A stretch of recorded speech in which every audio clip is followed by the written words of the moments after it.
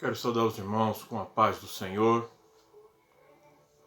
Eu quero desde já me expressar junto com os irmãos que eu sinto saudade que eu já estou sentindo muita saudade do amor fraternal, de estarmos juntos congregando, de eu poder ver o rosto de cada um dos irmãos, de abraçar como eu gosto, de apertar, dar a paz do Senhor Jesus da maneira que eu gosto de fazer, olhando no olho. Mas nós temos que obedecer às autoridades, né, irmãos? A palavra de Deus fala que todas as autoridades são constituídas por Deus.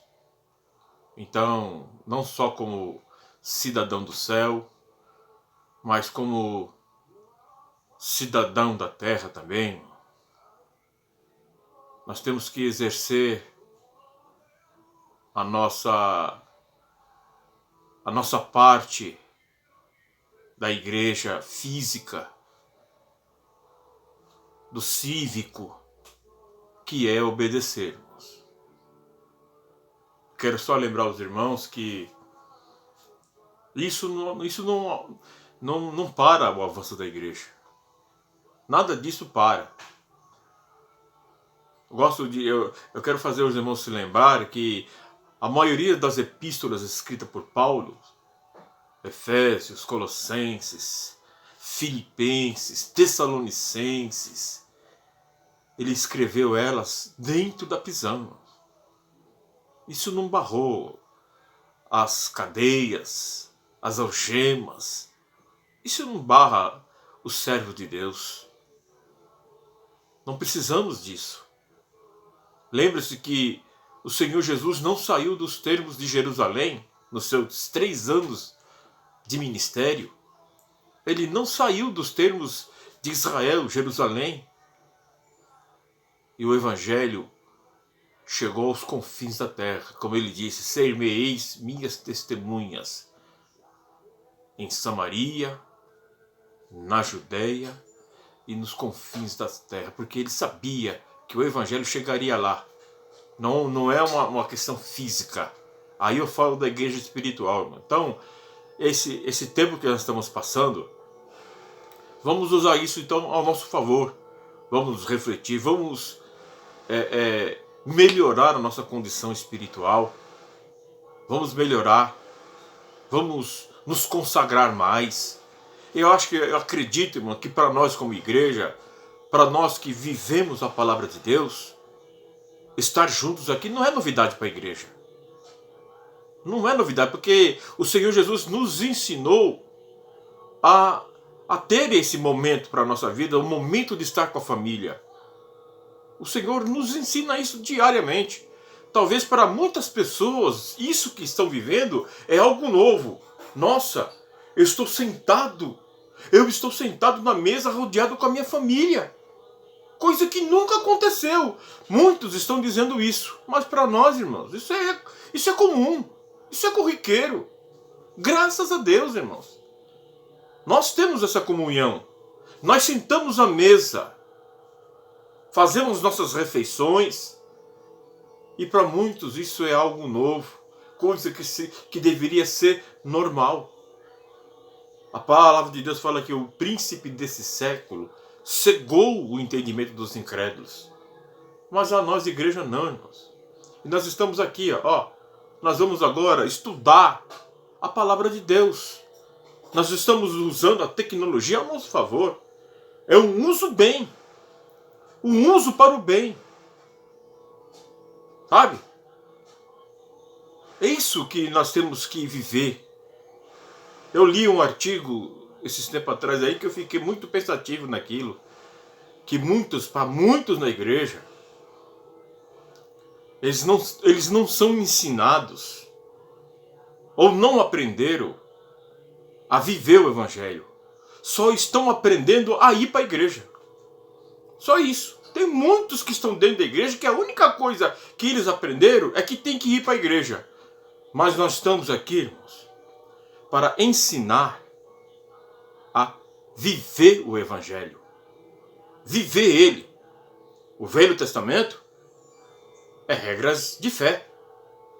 É regras de fé. Nós vamos espiritualizar todas as coisas que estão no Velho Testamento e trazer para a nossa vida, para o nosso cotidiano, mas de uma forma espiritual. Já o Novo Testamento, não. É regra de vida. E o Senhor Jesus nos ensina a viver como cristão, a viver como cidadão, a viver como família, como servos de Deus. Há alguma dúvida? Olhamos para a palavra dele. Há algum ponto de interrogação? Pedimos a ele sabedoria. Entramos nos seus átrios, sabe, irmão?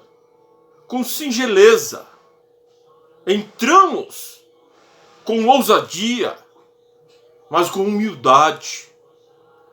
Porque a palavra do Senhor, ela é revelada aos humildes.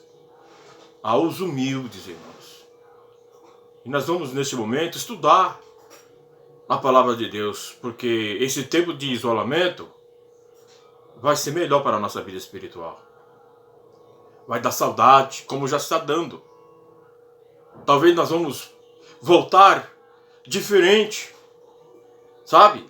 Remir o tempo, aí nós vamos começar a remir o tempo. Se não abraçava, vai começar a abraçar. Se não dava paz do Senhor, vai começar a dar paz do Senhor. Com verdade, olhando no olho. Nós vamos começar muito mais agora a viver o Evangelho. Não ser ouvintes esquecidos, não. Como diz o nosso irmão Tiago. Mas nós vamos praticá-lo. Estou aqui, irmão, neste momento. E nós vamos estudar. A lição, se não me falha a memória, a lição, a última, que não foi possível nós efetuarmos no dia por causa desse isolamento, sabe? Dessa paralisação, foi a lição de número 12. E o texto diz: as bênçãos de Deus para a família. Olha que maravilha. As bênçãos de Deus para a família. Porque o que nos importa, irmãos, o que é verdadeiro, aquilo que não é temporal, aquilo que não se corrói, aquilo que não se corrompe, é as bênçãos de Deus. Não é o ouro, não é a prata, não é o vestimenta, não é a alegria momentânea, sabe? Porque para uns e outros, a alegria da família é você, no momento você ir para o shopping, é no momento você ter uma mesa farta, sabe? Aí acabou aquilo, acaba a alegria. Para nós cristãos não, irmãos. A alegria do Senhor, as bênçãos de Deus, as bênçãos dele decorrente para o seu povo, essa é uma alegria que não acaba. Não acaba, irmãos. O textuário diz assim: e eles disseram: crê no Senhor Jesus Cristo e serás salvos tu e tua casa. Atos 16:31. Mas o que nós aprendemos com isso? Crê no Senhor Jesus e serás salvo tu e tua casa. Será que a bênção é uma coisa decorrente? A salvação é uma coisa, sabe, hereditária? Se ele, que é o chefe de família, ele recebeu o Senhor Jesus, creu no Senhor Jesus, então, decorrente disso, toda a casa vai ser salva? Não, irmãos. Não é isso que o texto quer dizer. Crer no Senhor Jesus e será salvo tu e a tua casa, é que a partir do chefe da família, ou daquele que é o pilar, não seja ele, seja ela, seja o filho, mas ele se tornou um pilar na vida espiritual da família, aí Deus, através dele vai alcançar. Alcança o pai, alcança a mãe, alcança os tios, primos. Todos os que convivem naquela casa serão alcançados por amor àquele que creu no Senhor Jesus. Crer no Senhor Jesus e será salvo tu e a tua casa. Nós temos que começar a parar e perceber a amplitude da salvação no termo família. Que coisa, irmãos. Sabe? Que bênção é. A partir de uma pessoa, abrir-se as portas de uma nova vida. O Senhor Jesus disse: eis que faço nova todas as coisas. Andar em novidade de vida, como o apóstolo Paulo nos escreveu. Andar em novidade de vida. Sabe? Agora nós vamos entrar na contramão do mundo. Nós estávamos ali no mesmo rumo do mundo, agora nós estamos na contramão. Porque ele diz: não vos conformeis com este século, ou com este mundo em algumas traduções. Mas quando o Senhor quer entrar num lar, com salvação, com cura, com libertação, Ele quer para a família toda. A bênção é para a família toda. E eu tenho certeza, mas que todos os lares cristãos são abençoados. E o Senhor Jesus, Ele quer alcançar todos os lares, os mais longínquos que podem ser, os mais difíceis, o Senhor Jesus quer alcançar. E quer entrar com vida, com salvação e com libertação. É isso.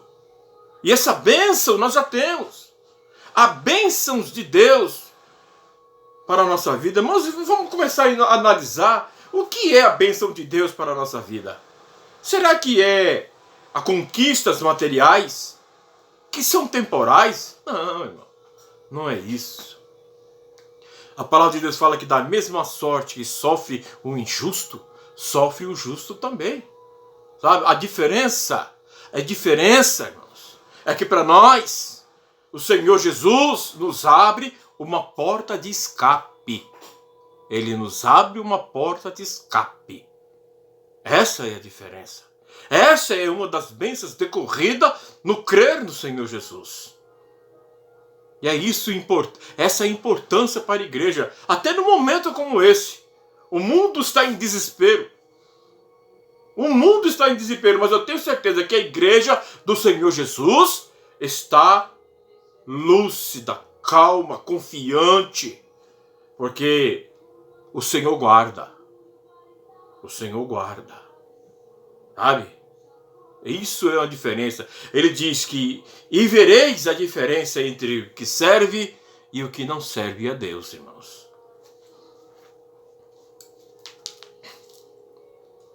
Eu vou ler aqui, irmãos, o texto de referências que está aqui. Gênesis capítulo 12. Ora, o Senhor disse a Abraão: sai da tua casa, da tua terra, e da tua parentela, e da casa de teu pai, para a terra que eu te mostrarei. E far-te-ei uma grande nação, e abençoar-te-ei, e engrandecerei o teu nome, e tu serás uma bênção. E abençoarei os que te abençoarem, e amaldiçoarei os que te amaldiçoarem, e em ti serão benditas todas as famílias da terra. Como assim, irmãos? Em ti serão benditas todas as famílias da terra. Todos aqueles que ouviram e creram nas palavras, e receberam, e acreditaram, essas famílias seriam, desde aquele momento, já abençoados. Já abençoados, porque creu. Porque creu, porque teve fé. E ora, irmão, sem fé é impossível de agradar a Deus. Como viveremos então, irmãos? Como viveremos sem fé? Se nós não temos fé, se não cremos que o Senhor Jesus, que Deus existe, mano, nós somos pior que um descrente, irmãos. Está na Bíblia. Nós somos pior que os incrédulos. Mas não é essa a condição neste momento. Não é essa a condição. Volto a dizer, irmãos, que nenhuma pandemia vai parar a igreja, porque as portas do inferno não prevalecem contra a igreja do Senhor. Temos que fazer a nossa parte, sim. Temos que fazer a nossa parte. Ficar dentro da casa, sabe? Não tentar. Não dizer que eu sou super isso, super aquilo. Nós somos carne. Nós somos pó e cinza. Sujeitos às mesmas fraquezas. Porque quem nos fortalece é o Senhor. Atos capítulo 3. Atos 3, aqui está no versículo: vós sois os filhos dos profetas e do concerto que Deus fez com nossos pais, dizendo a Abraão: na tua descendência serão benditas todas as famílias da terra. 1. A família e as bênçãos e a bênção divina. Desde o princípio, o Senhor Deus revelou o seu propósito para a família e agiu para abençoá-la. E mesmo após o pecado, o Criador não desistiu de continuar usando a família para levar adiante o seu plano redentor. A família é uma agência divina. é muito importante atentarmos para o fato de que, após o pecado, Deus não desistiu de seu plano, mas continuou abençoando e usando a família. Ele é uma agência divina na terra. No dilúvio, Deus preservou a família. Gênesis 7:1. A chamada de Abraão inclui abençoar todas as famílias. Gênesis 2:3. A formação da nação de Israel foi por intermédio de uma família. Veja, irmão, como que é importante a família. Deus não chamou o indivíduo lá no começo. Assim como Deus não quer um indivíduo, o Senhor quer alcançar a família. O inimigo, sabendo disso, irmãos, ele quer destruir a família. Ele vai usar sempre o desapercebido, o desavisado, aquele que tem ânimo dobre, aquele que cochila em dois pensamentos. O inimigo vai usar essa pessoa da família para te atingir. Para atingir você. Para atingir a igreja. Porque a verdadeira fortaleza na terra é a união da família. É a união da família. Uma família toda voltada para o único Deus, no mesmo sentimento, no mesmo pensamento, crendo no Senhor Jesus com todo o coração. Essa família é blindada. Essa família, ela é blindada. E olha, nas passagens que nós lemos ali, em todos os momentos, Deus usando a família. Os patriarcas, os príncipes do Egito, de Israel, as 12 tribos. Você vê que foram todos da família, todos filhos de Jacó. Todos os filhos de Jacó, família. Começou por eles. E hoje nós vemos uma grande nação. E a igreja, irmão. Segundo a palavra de Deus, nação santa, poderosa, povo adquirido, propriedade peculiar do Senhor. Família. Tanto essa família que aqui estou, minha esposa, os meus filhos, como também a família poderosa que é os meus irmãos em Cristo Jesus. Com essa família o diabo não pode. É por isso, irmãos, que nós temos que sempre estar unidos. O salmista Davi, ele já via isso, irmãos. Talvez ele olhando para a família dele, talvez, irmãos, se foi Davi que compilou o Salmo 133, ou algum que passou por um estreito, ele diz, olha, ó quão bom e quão suave é que os irmãos vivam em união. Sabe? É uma coisa importante, é uma arma fundamental contra, sabe, as fortalezas do inferno. É vivermos em família. É vivermos em família. Não podemos ser um reino dividido. Ora um para o lado, ora um para o outro tem um pensamento. Não, nós temos que ser unânime. Aqui na minha casa, na sua casa, na igreja, nós temos que ter o mesmo pensamento. Porque nós servimos o mesmo Deus. Sabe?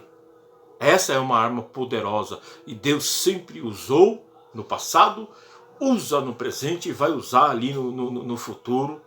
Até onde Deus quiser, Ele vai usar a família como uma agência poderosa para aniquilar as fortalezas do inferno e a propagação do evangelho continuar através da família.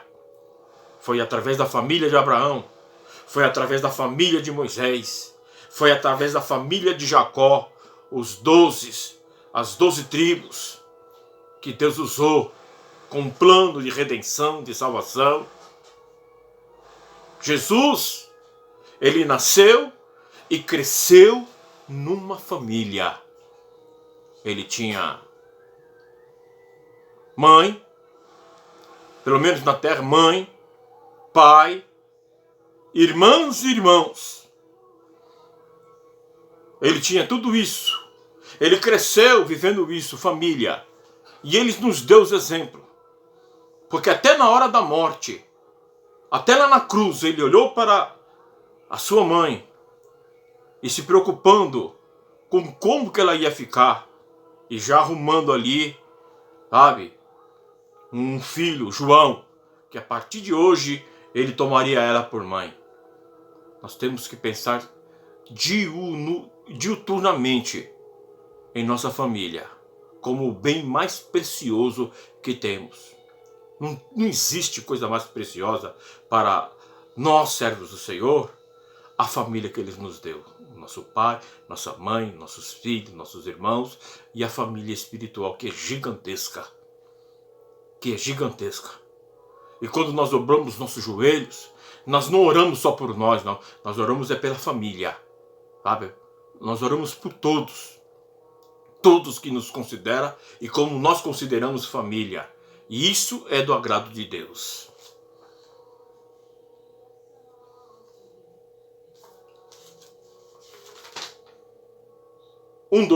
Ensinando o caminho da bênção.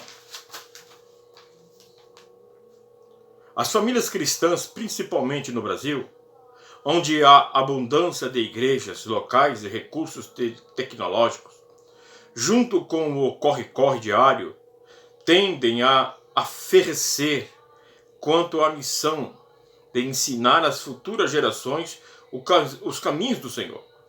Talvez acreditando que a escola bíblica dominical e os muitos livros da Bíblia disponíveis são capazes de substituir a ação direta da família. Contudo, é preciso que cada família cristã resgate sua vocação de ser agência divina na terra para ensinar o caminho da bênção.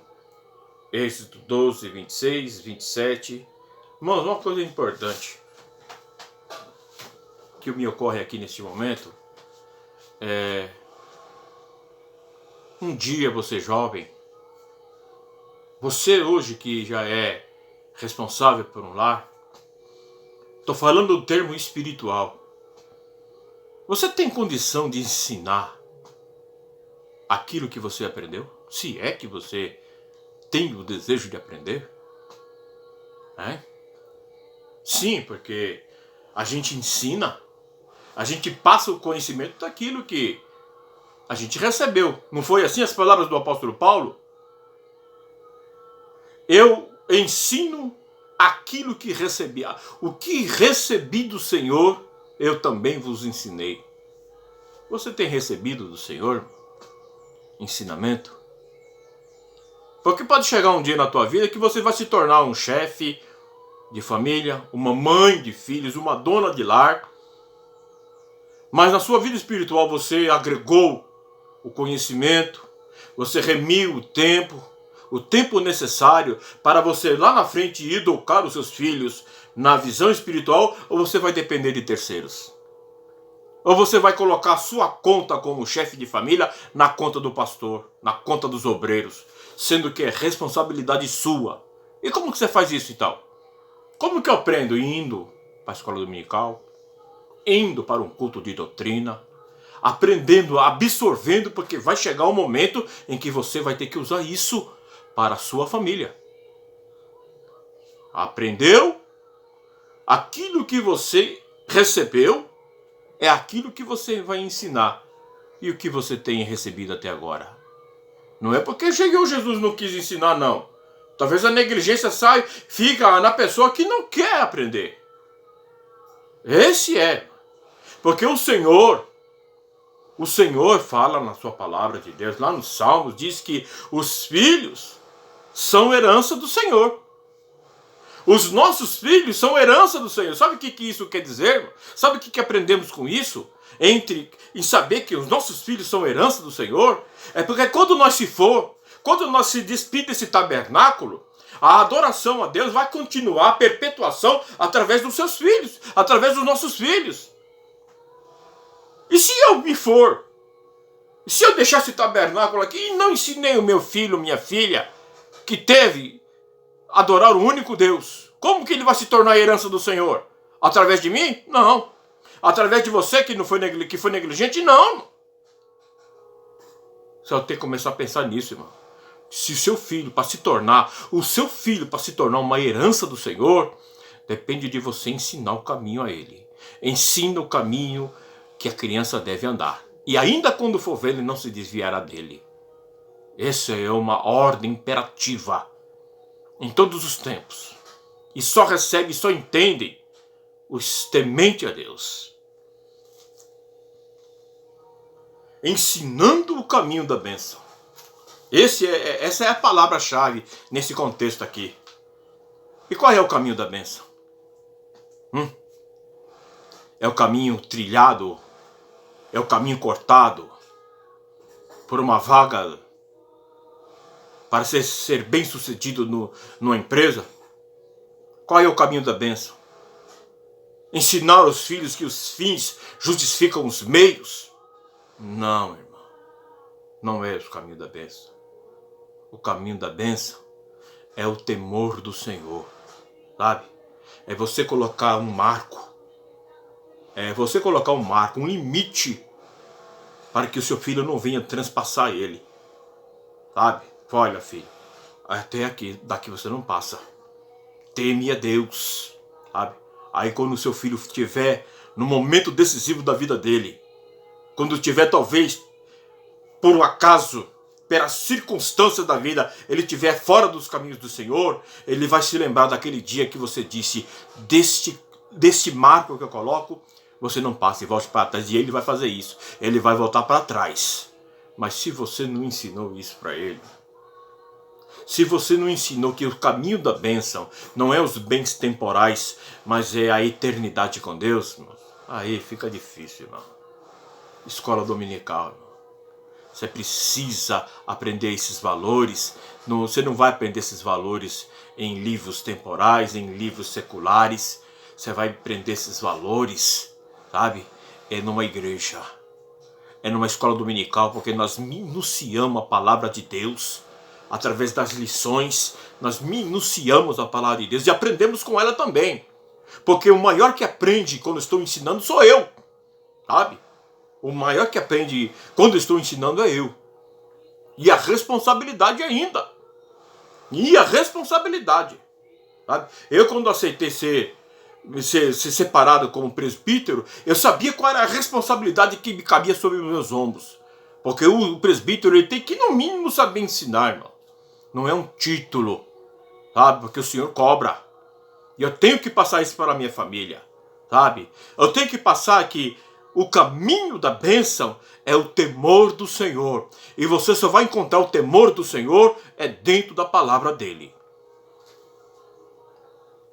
1:3. As bênçãos e as futuras gerações. Bem-aventurados são as famílias que não se restringem somente em prover o necessário para suprir as demandas básicas e imediatas de seus membros, mas procuram também discernir sobre o necessário para preparar as futuras gerações da família.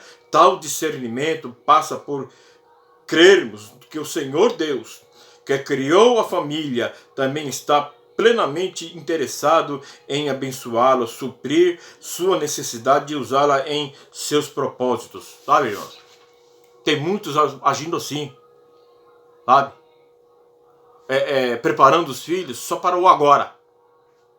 Nós temos que viver intensamente o agora. Não é isso, irmão. Sabe quando a nossa história vai acabar? Quando o arrebatamento acontecer. Até lá, nós temos que viver, ensinar, que é o ontem, que é o hoje e que é o amanhã.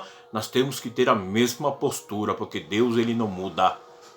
Ele tem esse atributo, ele é imutável. Deus não muda e nunca vai mudar.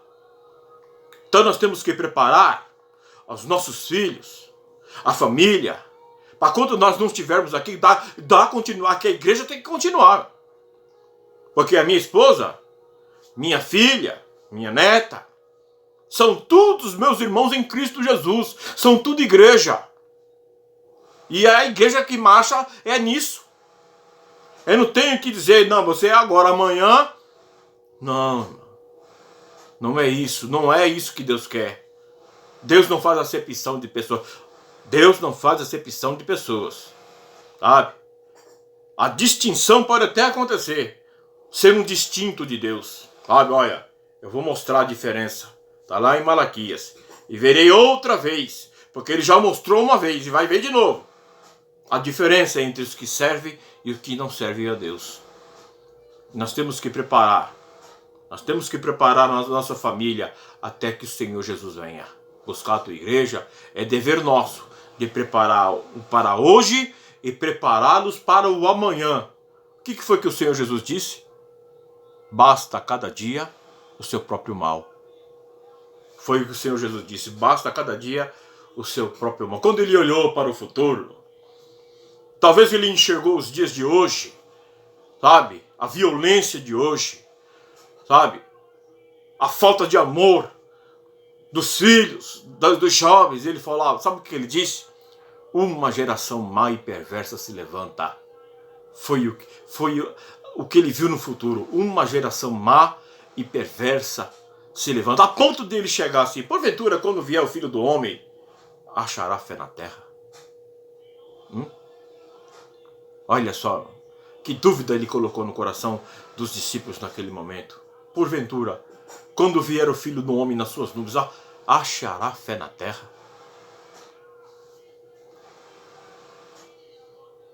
Um exemplo de casal que, mesmo tendo restrições, pois não tinha filhos e eram avançados em idade, porém procuravam fazer a vontade de Deus e servi-los, é Zacarias e Isabel. O Senhor Deus lhe deu um filho para